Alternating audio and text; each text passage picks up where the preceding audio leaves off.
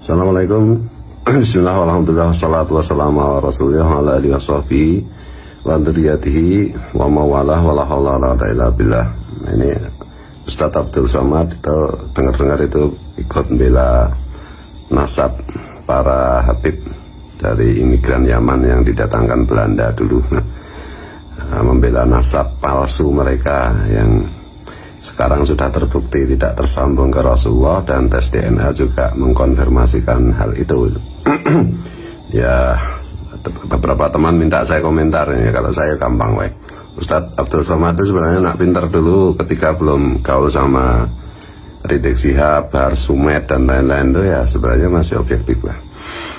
Sejak bergaul itu apalagi sekarang udah dapat apem baklawi.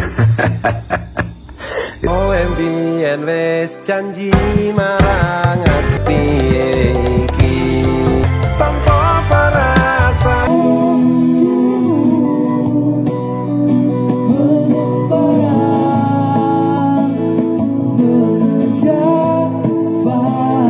Aku dalam bulan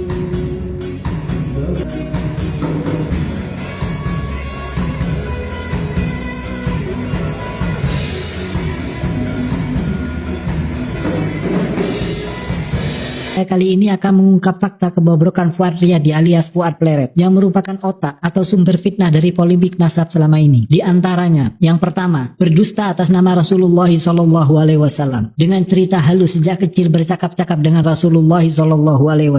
Gus Fuad itu menceritakan kalau dia itu di masa kecilnya berjumpa dengan Nabi Muhammad SAW dalam setiap harinya. Ketika ada orang bertanya sesuatu, dia berkalam-kalam sama Nabi Muhammad.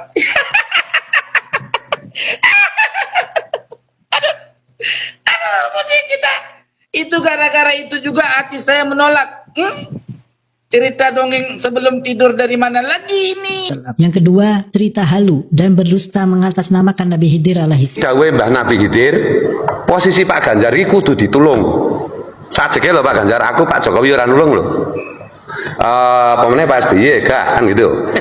Namanya Bunyai Nur Watu Congol bin Mbah Dalhar Watu Congol, satu-satunya putra putri dari Mbah Dalhar Watu Congol masih hidup, yang sejak bayi itu diasuh oleh Mbah Nabi Khidir dan terkonfirmasi secara akademis, secara intelektual, itu bilang Kiai Fuad kudu ngundang Mas Ganjar. Nek ora iki aku kuatir kalah. Lho kok gitu Bunyai? Iki sing dawuh Mbah Nabi Khidir. Dan kakinya diinjak Nabi Khidir, harus pol gas. Yang lucu itu gini, kalau naik nyopir mobil kemana-mana dia nyopir sendiri, gaspol. Yang injek itu Nabi Khidir soalnya, dan nggak pernah kecelakaan. Penasaran. Yang ketiga, turunnya wahyu di Pleret. Mungkin sebentar lagi beliau mau mengaku sebagai nabi. Ini malah saya sudah saya siapkan nanti jadwal Pak Ganjar kapan, kalau bisa deklarasi di Pleret. Karena kita Wahyu Makotoromo turunin yang Pleret. Yang keempat, nasab Fuad Pleret bukan diisbat oleh nasabah atau nakobah, apalagi nakobah internasional. Nasab Fuad Riyadi alias Fuad Pleret diisbat oleh orang edan atau orang gila. Tiba-tiba ada orang aneh seperti orang gila datang ke rumah, ajak salaman. Muhammad Fuad Riyadi, bin Badi, bin Jainuddin, bin anu. Pekan, Sunan Ampel. Aku orang tuh jadi tuh, kayak mau ngedan, kok iso nyebut kayak terus selesai Mas, aku dari buku silsilah keluarga aku, tak jajal sebut kayak, tak buka kayak disebut kayak rawaton, harus salaman, kalau nggak salam nggak bisa salaman, yuk bener ya. Malah sing kleru itu buku silsilah gue. Tak koreksi ya. Buktikan. Yang kelima, berdusta mengaku sebagai keturunan Sunan Ampel melalui jalur Sunan Bonang. Di buku Atlas Wali Songo disebutkan Sunan Bonang tidak menikah dan tidak memiliki keturunan sampai akhir hayatnya. Gus Fuad Pleret Aris, kamu tahu, beliau itu anak kedua dari Haji Ahmad Abdul Bakti. Lah, Haji Muhammad maksud saya Haji Ahmad Abdul Bakti ini adalah masih keturunan dari Kiai Abdul Rauf. Lah Kiai Abdul Rauf ini masih terah dari Sunan Bonang yang masih keturunan dari Sunan Ampel. Jadi Gus Fuad Pleret ini Habib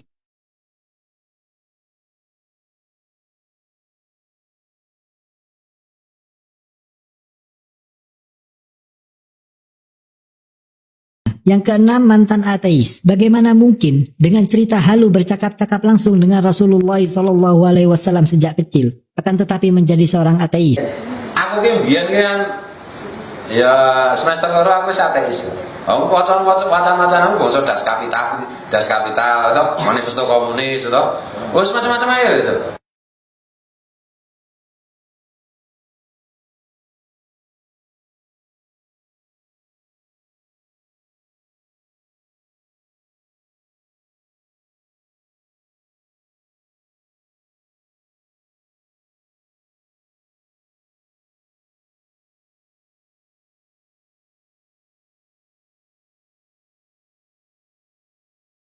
Yang ketujuh, istrinya merokok. Orang-orang dekatnya tidak ada yang sholat dan tidak bisa baca Quran.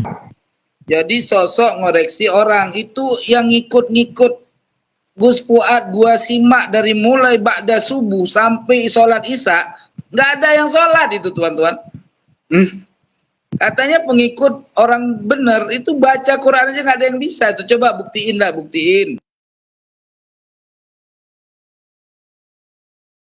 Yang kedelapan, halu tentang SK wali yang dicabut. Yang kesembilan, bukan merupakan kiai, dikiaikan oleh pengikut-pengikutnya. Yang kesepuluh, ajarannya sesat, akhlak dan moralnya bobrok, tidak mencerminkan orang yang mengerti agama. Apa yang saya sampaikan ini bersumber dari mana? Dari sumber primer si Fuad Pleret sendiri dan orang-orang dekatnya.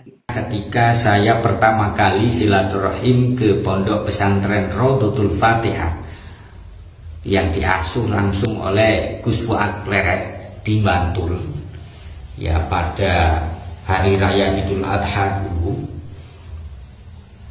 beliau pernah menyampaikan bahwa dalam polemik nasab ini banyak SK-SK wali yang dicabut oleh Nabi Muhammad SAW, yang kewaliannya dihilangkan oleh Allah Subhanahu wa Ta'ala. Fuad Pleret bukan kiai, nggak ada alamat kiai itu, teman-teman. Saya pengetahuan saya setelah saya kenal kan, itu kalau kiai kan kita tahulah kemampuan ilmunya orang yang digelar lakop dengan lakop kiai. Cuman dia dikiai-kiaikan sama jamaahnya teman-teman. Jadi bukan kiai-kiai yang sebenarnya. Begitu teman-teman. Telek mencret semuanya. Bangsat nggak kayak gitu itu?